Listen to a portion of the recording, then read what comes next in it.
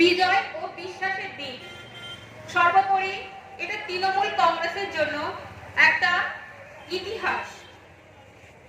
1993 সাল, অর্থাৎ আজ থেকে প্রায় 32 বছর আগে, এটা যেহেতু 2025 সাল, এই 32 বছর আগে বর্তমান যিনি আমাদের মুখ্যমন্ত্রী, সে সময় তিনি ছিলেন যুব কংগ্রেসের সভাপতি। তিনি কলকাতার রাজপথে একটা শান্তিপূর্ণ মিছিলের আয়োজন করেছিলেন,